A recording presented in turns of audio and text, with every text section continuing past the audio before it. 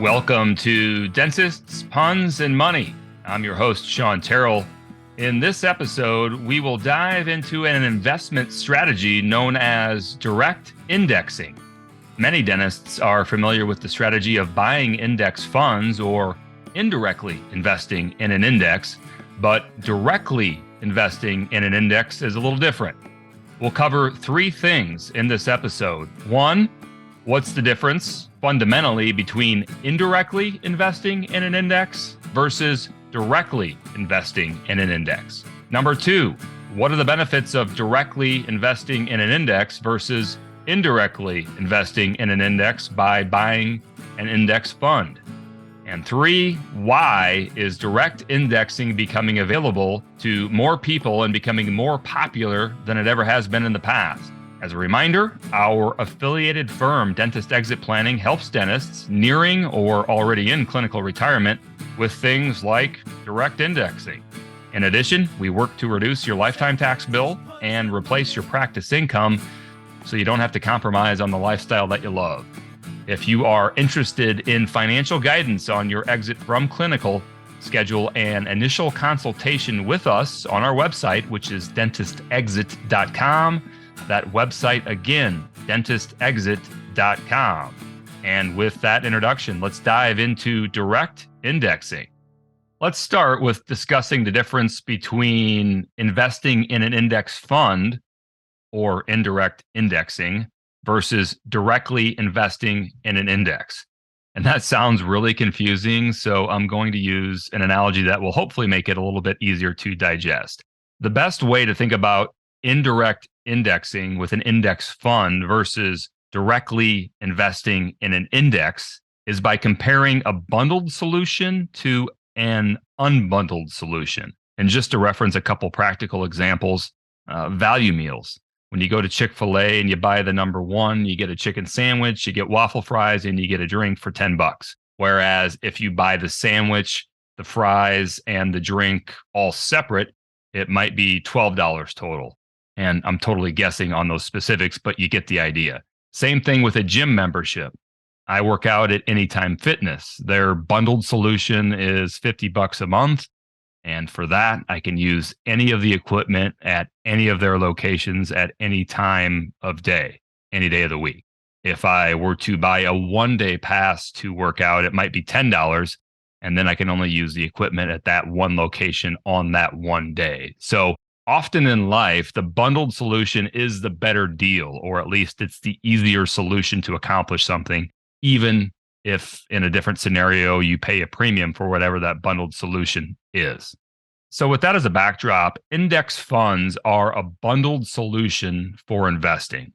You might be familiar with the concept of owning index funds inside your portfolio. One common index fund is for the S&P 500 index, and that's a fund that is made up of the stocks of the largest 500 companies in the United States. Several fund companies have created S&P index funds. So if you own one of those funds inside your 401k or inside your brokerage account, that's an example of indirect indexing, because you're probably going to leverage a fund company like Vanguard or BlackRock who designed that index fund. In that scenario, Vanguard or BlackRock or whoever goes out and buys shares of all the individual company stocks that make up that S&P 500. And then it slices those funds up into little tiny slivers, technical term, and then piles those slivers into the fund and makes that single fund available for consumers to purchase, normally as a mutual fund or as an electronically traded fund, which is often referred to as an ETF. So for massive investment companies like Vanguard or BlackRock, that's something they can do at scale because they have millions and millions of people investing in their funds. There's a small charge or fee built into those funds called the expense ratio. And that's the premium that investors pay for access to the funds. And then that's how the fund companies make money, by charging small fees to millions and millions of investors at a single time. And so again, that's indirect indexing. You have exposure to an index indirectly via the fund company. The opposite of that is direct indexing, where someone actually owns all of the individual company stocks that comprise that index. So if someone wanted to replicate the S&P 500 index, they would buy the stock of each of those 500 companies in the index directly or individually. So this is a strategy that has technically long been available to everyone.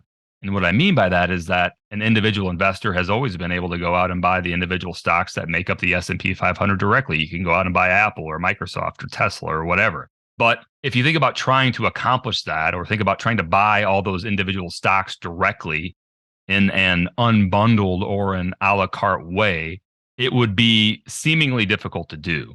First of all, you need a fairly big pool of money to buy one share of all 500 companies at once. I mean, if the price for one share of each of the 500 companies was $100 per share, you'd need $50,000 just to get started, not to mention some of the transaction fees that could be associated with buying those 500 stocks. And so you can see why indirectly investing in an index using index funds has been very popular the last couple decades. It's really an easy way for mass investors to get diversified access to the market, to an index for a relatively low cost. And so with that as the backdrop, why would anyone want to complicate their investment selection by trying to directly own an index instead of just buying the index fund? What are the benefits of direct indexing? Well, there's two benefits: tax savings and cost savings. Let's hit cost savings first. When you invest indirectly in an index using an index fund, the cost of doing that is reflected in the fund's expense ratio. Every index mutual fund or ETF has something called the expense ratio, which is a percentage of fees relative to your fund value that you will pay or be assessed each year. So just as an example, if you own an index fund that's worth $100,000 and the expense ratio of that fund is 1%, the cost of being invested in that fund is $1,000 or 1% per year. So that's the amount that would be deducted out of your account each year. Now, there are a lot of index funds out there that have a relatively low expense ratio of 10 to 20 basis points, so well below 1%. Because Vanguard and BlackRock have trillions of dollars under their management, because of that total volume, they can have a really profitable company by charging a relatively low expense ratio.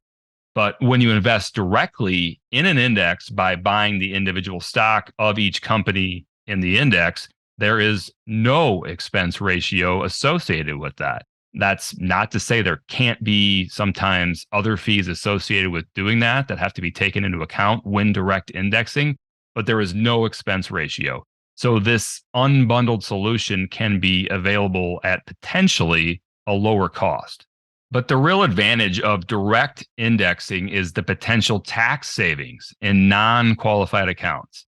When you invest in stocks directly in a taxable investment account, in any given year, there are bound to be stocks that do very well and stocks that do not do as well in terms of performance. And when you are directly invested in all these different companies, you have the ability to both tax loss harvest and tax gain harvest. That is, you can offset some of the capital gains due with the capital losses inside your portfolio.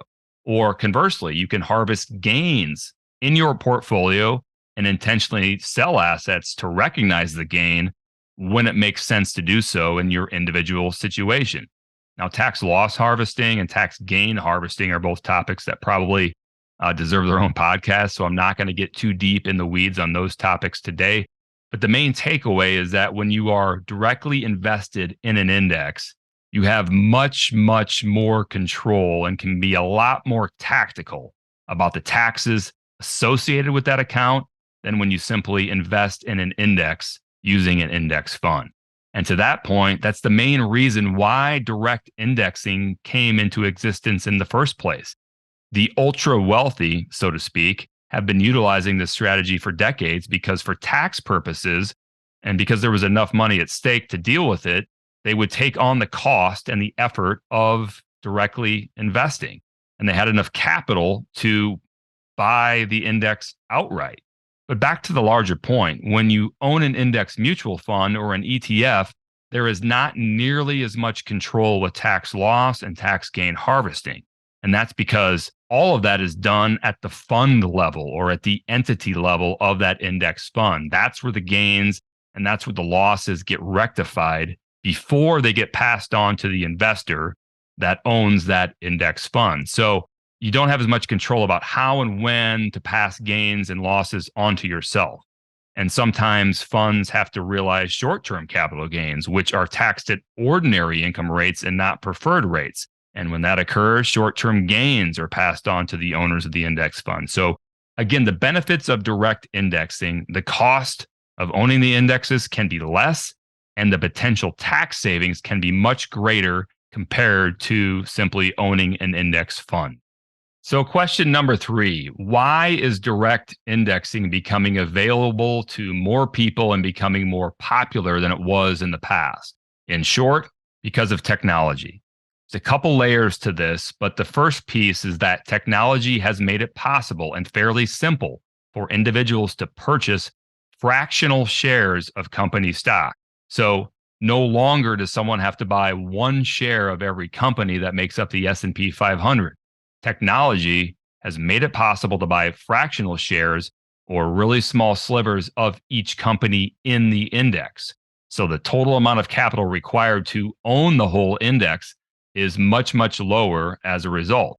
And along with that, the cost of buying stocks, fractional shares or not, is much lower than it used to be. In many cases, it's completely free. As an example, not only did you previously have to buy a whole share of each company to directly own the index, but you also had transaction costs associated with the purchase of each of those shares. Like it might cost you $20 or $25 per trade to buy each of the 500 stocks in an index. So you can see why, even though direct indexing has been around as a strategy for decades, in the past, you'd really need a lot of capital and really have to have a pretty significant capital gains tax problem to make it worth your while to pursue this as a strategy. But in the last decade or so, the transaction costs of buying and selling stocks have mostly been eliminated. So that cost is gone. And then with fractional shares, there's not as much capital required to own the index. So you combine that with the fact that anyone with internet access now can open an investment account and start buying and selling stocks or ETFs or whatever within a few minutes. And it's the perfect storm. You can see why direct indexing is emerging as an investment strategy and will continue to grow in popularity moving forward. But until very recently, it had been difficult to execute at scale, both because of the transaction costs of buying those stocks, the total investment required, because someone would in the past need tens of thousands of dollars or hundreds of thousands of dollars to buy one share of all those 500 companies in the S&P 500. So there you have it, indirectly investing in an index with an index fund versus directly investing in an index by buying the individual stocks, or at least slivers of the individual stocks. We've covered the differences between those two things, including the tax benefits, including the cost differences, and we've covered the reason for the trend toward direct index investing. It's technology. Unlike Chick-fil-A, unlike Anytime Fitness, index investing is the rare case where the bundled solution may not be better than the unbundled solution much longer. Alrighty then, that is all I've got for now. I hope you found this information useful, and we will talk to you again very soon. Thanks for listening and following along. Are you a dentist nearing your retirement from clinical, or have you already hung up your handpiece? Would you like to learn more about ways to reduce your taxes and generate income from your assets in retirement? Our affiliated firm, Dentist Exit Planning, might be able to help you with those two things. Schedule an initial consultation with us on our website. Our web address is dentistexit.com. There's no obligation for your initial consultation. Again, schedule that initial consultation at dentistexit.com. As for our disclosure, Dentist Exit Planning and Terrell Advisors is a registered investment advisor. The information presented should not be interpreted or construed as investment, legal, tax, financial planning, or wealth management advice. It does not substitute for personalized investment or financial planning from Dentist Exit Planning or Terrell Advisors. This podcast conveys the views and opinions of Shawn Terrell and his guests, and the information herein should not be considered a solicitation to engage in a particular investment or financial planning strategy. Information presented is for educational purposes only, and past performance is not indicative of future results.